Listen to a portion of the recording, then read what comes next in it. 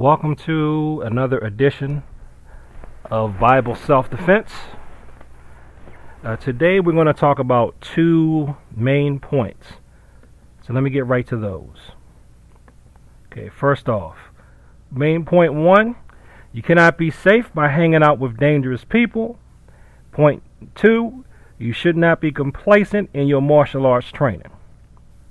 Okay, ethnic point. Violent crime, bad influence on youth have been issues in human societies for centuries. Okay, and that is not unique to the black community. Okay, now let me get started by first going to the Bible verses I'm going to use. I'm going to use for first point one, Proverbs chapter 1, verses 10 to 18 in the Catholic Bible this time. Okay, verse 10 and going down. My child, if sinners try to seduce you, do not go with them. If they say, come with us, let us lie in ambush to shed blood. If we plan an ambush for the innocent without provocation, we can swallow them alive like Sheol, and whole like those who sink into oblivion. We shall find treasures of every sort. We shall fill our houses with plunder. Throw in your lot with us, one purse between us all. My child, do not follow them in their ways. Keep your steps out of their path. For their feet hasten to evil. They are quick to shed blood. For the net is spread in vain, if any winged creature can see it. It is for their own blood such people lie in wait. Their ambush is against their own selves. Okay, now this will be my first point here. Is you cannot be safe by hanging out with dangerous people. I think that's pretty self-explanatory. If you're going to hang around with people that are prone to do violence, that means they're prone to shed blood or have their own blood shed. And you cannot, your martial arts training is not going to save you from that. It's not. Because even if you can beat up one or two of them, even if you can disarm one of them that has a gun, they can get you with numbers. They can get you while you're asleep. They can find somebody who fights just as well as you. So it's not going to work. Or they're going to get you in entanglements with the police that you flat out don't need. Okay? Verse 10. Proverbs chapter 1, verse 10. My child, if sinners try to seduce you, do not go with them. Now, when these violent people want to get you to do something that's ultimately going to get you in trouble, they're going to sound very convincing. Just like it says here in verse 11. If they say, come with us, let us lie in ambush to shed blood. If we plan an ambush for the innocent without provocation, we could swallow them alive.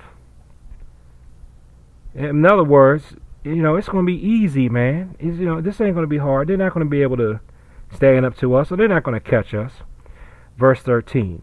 We shall find treasures of every sort. We shall fill our houses with plunder. Modern day terms, man, we're going to get paid.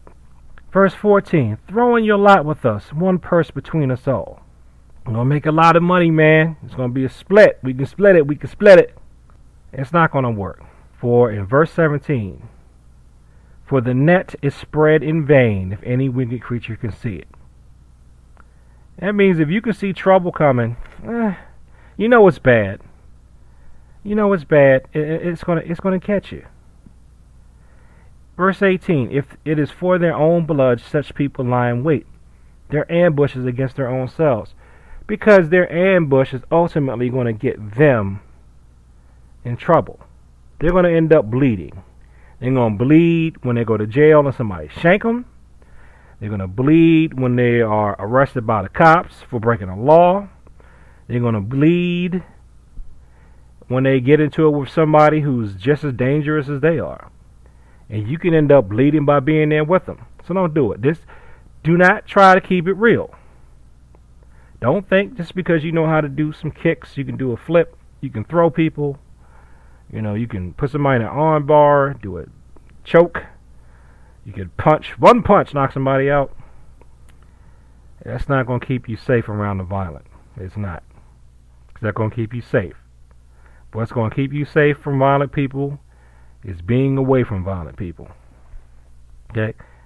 Now, this kind of dovetails with my ethnic point here. A violent crime, bad influences on youth have been issues in human societies for centuries. Again, these scriptures were written hundreds and some thousands of years ago, before there ever was a black American ethnic group. So this urban violence that we have in the United States, in quote-unquote the black community, is something that is a problem with human beings. Human beings have a problem with violence.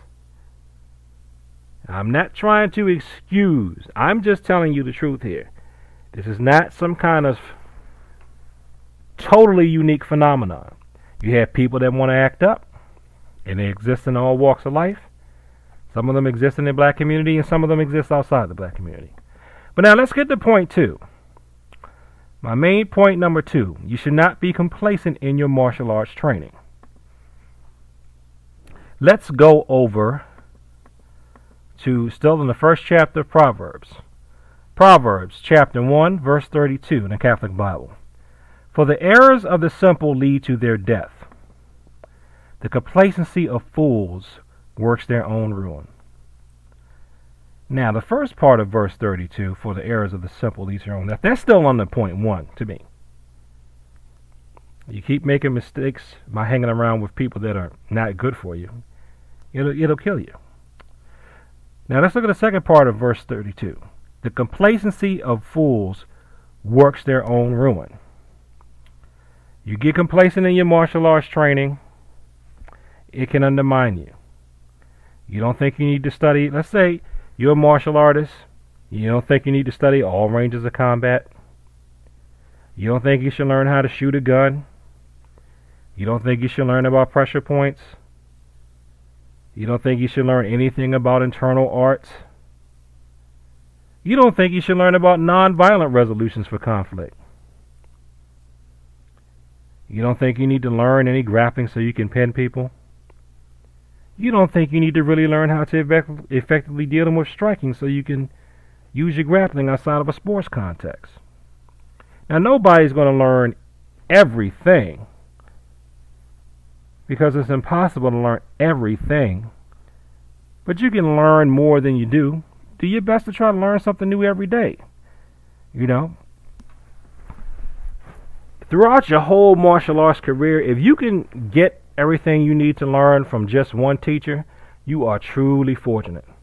Now, I'm not saying hop away from a teacher every couple of years and just hop around and don't learn anything. No. Get a foundation, but just don't be complacent. Always strive to improve yourself. Always strive to learn new things, If you are a grappler, learn some striking. If you're a striker, learn some grappling. If you're an internal martial artist, if your body permits, learn some external styles or something from the external arts. And if you're an external martial artist, learn some of the internal styles. If you don't know what I mean by internal, external martial arts, find out what that is. The complacency of fools works their own ruin. That's what happened when that reflects what happens when the Gracies came on the scene. And they were reminding people who gotten complacent and had forgotten about grappling what happened. The Gracies were tearing them up. I've also seen complacency the other way too. I've seen it where people who just like to wrestle, just like to grapple, and they get into a real fight and forget how to deal with punches, or never learn how to deal with kicks. That's another thing. People say that it's easy to break kicks. It's easy to stop a kick or grab a kick or whatever. Yeah, it can be easy to work against kicks if you've worked against kicks before. But I've seen people who didn't really work with kicks. They just assumed that kicks were easy to counter, because the complacency of fools works their own ruin. And the kicks were a deciding factor. So that's why you should learn everything. Pick your home base. You can have your favorite style, that's fine, but be open to working with new people, because after all, you might even make some new friends. And before I close this video out, I wanted to go back to point 1.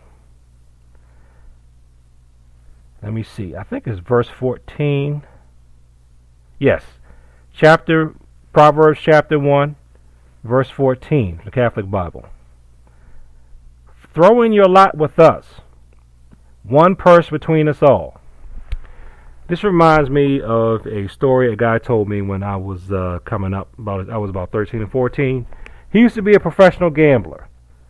Long story short, him and these two other guys were brothers. They were working with him. They had one purse. They called their winnings a purse. So they had one purse. They got a big score, right? So they had a big score, and it was three-way split, right? I think he said he could have actually been a millionaire after he won really big. He got that big win that the gamblers love to have, right? So what did they do? Now everybody, and this was a long time ago. We're talking, I think he must have been back in the 60s or something. So, you know, a mil was really a lot. I don't know how he won it, but he said he won it.